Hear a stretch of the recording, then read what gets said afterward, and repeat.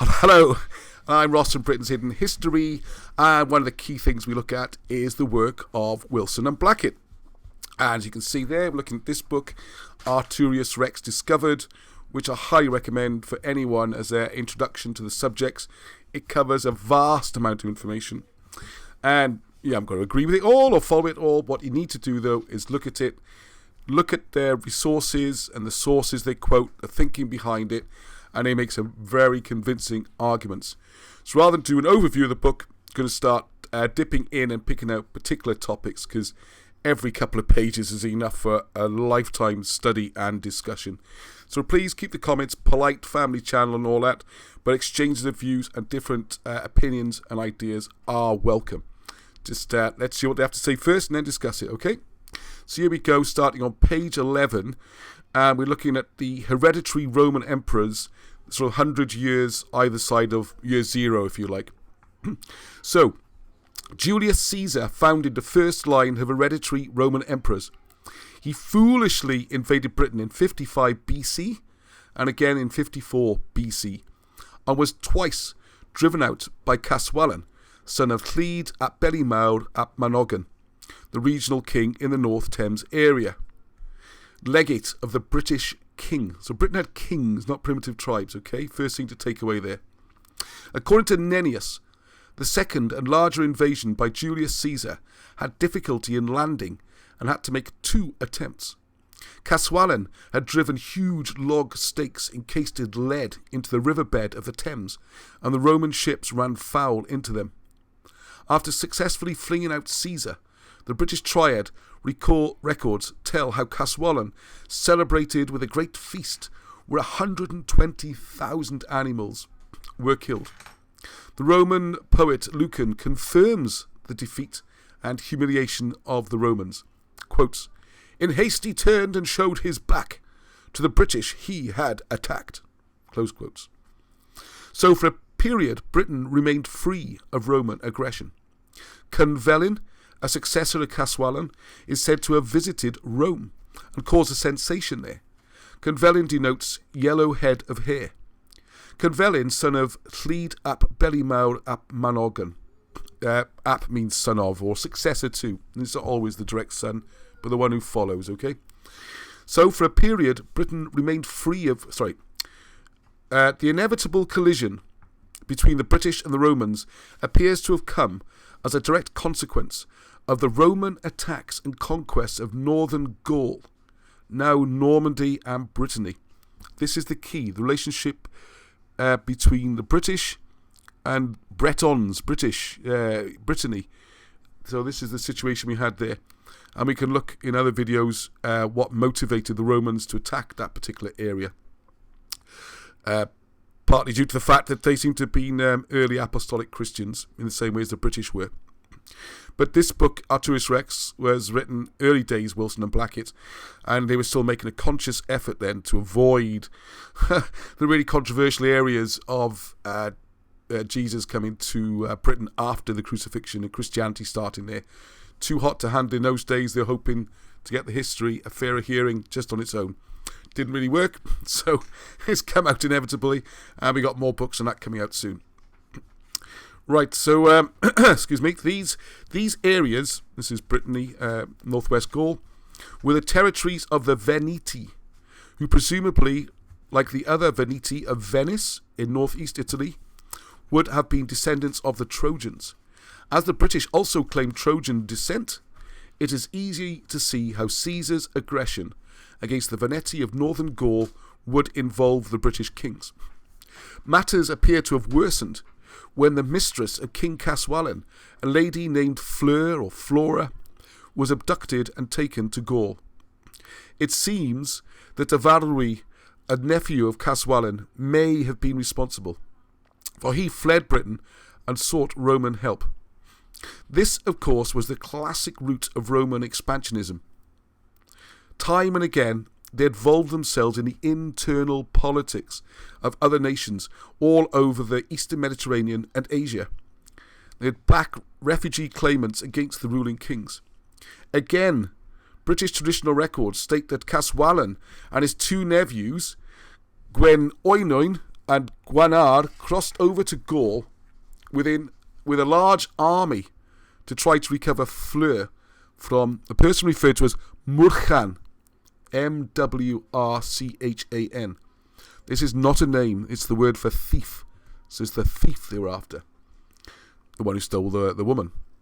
Perhaps Caswaran was chasing after Avaroi and Fleur, but much more likely he was moving to recover the territories along the western coast of the European continent. Strange echoes of Trojan Wars, this, isn't it? In the ensuing conflict, the British claimed to have defeated Julius Caesar, and this is supported by the Roman poet Lucan. So they're claiming here the British actually went to Gaul, Brittany, and beat the Romans there as well. So a lot different to the normal story of these savage half-naked Britons being overrun by Roman supermen. So the second Roman attempt to invade Britain was a huge affair in the reign of the Emperor Claudius at the time of King Caradoc I ap Arch of Britain, or Arch. In 42 AD, almost a century after Julius Caesar made his abortive attempts, Roman armies again crossed over into eastern Britain. This time they won some victories and gained a foothold. Again, they exploited political divisions between British rulers, and some, notably Cogidubnus on the south coast, became Roman allies and client kings. So this is where the bits they did control, if you like. The Romans did not, however, achieve a conquest of Britain. They simply got footholds and held some areas in southeastern Britain. They were in fact facing a long, expensive and possibly disastrous campaign. Early victories along the Thames estuary, where Tenoivan, which is the Romans call him Togodomnus,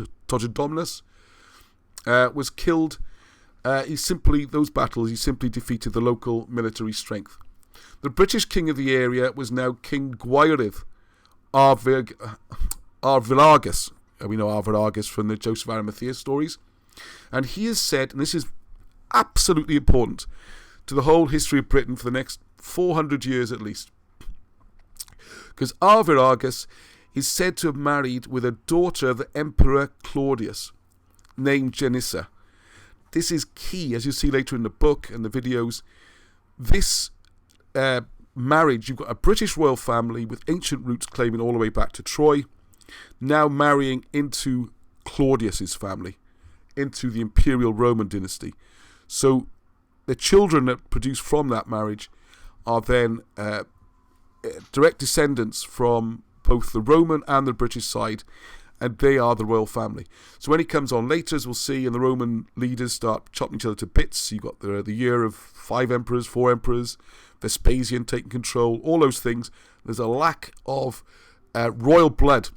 There's various claimants. As it is famously, the Roman army would go to the highest bidder. So you come in, you're the strong man, you're rich, you've won battles, you've got the army, yay, I'm the emperor, but you've got no legitimacy.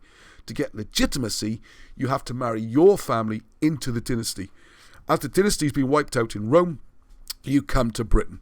And this is where we get the situation where the ruling family was as much, if not more, British than they were Roman. And if you look at where these people were born and where they lived their lives, it was more in Britain than Rome. So maybe this story of the Roman Empire is a bit like the tail wagging the dog, and the reality is very different. And it really is a fascinating thing to look into. All right. So now the complication is where it gets even more interesting, okay? Because King Gwairedd, however, already had another wife named Voda, Voada, possibly Gwia, who was the daughter of King Caradoc ap Arch, the senior British king. So this is the British royal family coming in now, okay? So what he's got one wife on the British king, one wife on the Roman side. Very practical peoples in those days. So what they do then is, I beg your pardon, so this does not present any real problems, because what you then did, and I'm paraphrasing slightly, is you have the child from one wife marry the child from the other wife. So you've got a half-brother marrying a half-sister. So this is something which was not really a problem in those days, okay? So anyway, I'll just get back to the text again now, right? So he's married this daughter of Claudius named Janissa, and that's well recorded. Look that up. So this patched up some form of coexistent arrangement between the southeastern British and the Romans. King Gwaelydd, however, already had another wife named Voda, possibly Gwya, who was a daughter of Caradoc ap Art, the senior British king. But this does not seem to have presented any great problems. There is, of course, the perennial problem of academics, particularly English ones, who will not accept British Welsh evidence of any kind. And this is the problem. Even when it's corroborated with Roman evidence, it just doesn't count. It's bizarre. It's weird. Some sort of, I don't know, I use isms, but it's one of them. There is, however, some corroborative evidence showing that King Gwaelydd was much in evidence at the time of Nero, who came shortly afterwards. He succeeded Claudius 54 to 68 AD.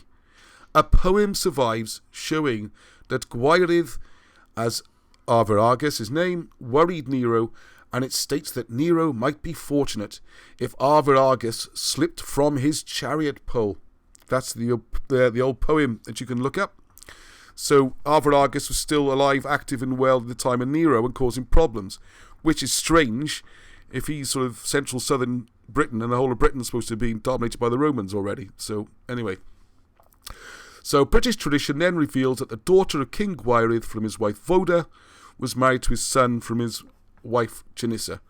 So with half-brother marrying half-sister, a diplomatic union of some magnitude was formed. The son of Gwaelydd, Arviragus, and Janissa was, of course, also a grandson of the Emperor Claudius, whilst the daughter of Gwaelydd and Voda was a grandson of King Caradoc I ap Arch of Britain. Then these two had a son of their own, and this is the key person. I get the family trees in the book. So, if you look at who married who, the daughter, the Marius, and the son, then, well, it depends, slight variations in accounts. We're on either King Clyrug, who is known as Lucius or Luke. It's the same name, just different languages. Or the son of him, then you get down to Crallo, who becomes known as Commodus Britannicus, the British Emperor. Go figure, eh? We got Marcus, Didius, Salvius, Julius, Julianus, Severus, Lucius Septimus Severus. And what you'll find in the book and through their research is that these supposedly Roman emperors are actually British descendants of this union we just talked about. So this intermarriage between the British kings and the Roman imperial house forms the basis of the future of several hereditary Roman emperors. Medieval writers list Gwaelydd and his son Marius, together with nephew Coelus. The Glamorgan and Gwent records list Coel ap Llyrug, and so we get different descent, as I've just covered there. So I'll just say a little bit more on this. Let's just finish this chapter, this little section I should call it. The Glamorgan and Gwent records take us as far as King Llyrig and his son Crallo, and the name Crallo became synonymous with a complete fool, which Commodus Britannicus most certainly was. Medieval descents firmly believed that Septimus Severus was a descendant of King Gwaelydd, Arviragus, Marius, and Llyrig. The whole matter makes perfect sense, especially with the memorial stone of King Gorddwyfyn, which is Caracalla, still in South Wales. We visited that and shown it on other videos, and a stone of Septimus Severus, still in North Wales. There is, of course, the Cardiff church, now called St. Mellons, but originally and properly it was Clan Llyrug, dedicated to King Clyrug. King Clyrug would by this descent claim that he was a grandson or great-grandson of King Cradoc of Britain, of King Cynvelyn, and the Emperor Claudius. He's got all the marbles, yeah? The senior line of British kings continued independently, however, for King Cradoc, son of Arch, was made king when his elder brother, King Caed ap Arch, died. After Cradoc was captured by the Romans, the throne reverted correctly to his nephew, which is King Ceri ap Caed ap Arch. This we exhibit and explains the strange dual kingships of that period. You got two royal families descending in parallel, and this conflict, if you like, coming together, marrying, fighting, forms a backbone of a lot of British history, a lot of which has been transposed over to Rome. So there you go. Like I said, it's a family-friendly channel, so please, nice polite comments. And if you disagree with someone, say what you disagree about, not the person, all right? Stick to the issues, not the people making the comments. It's so much easier. And avoid the word but, I find really helps. So, there you go. And I'm going to work through most of the book doing these and getting back to our real core subjects, and I hope everyone enjoys it. Please leave your comments until the next time. Peace. And I'm going to do the arrow end sign, which is Heluch. Heluch.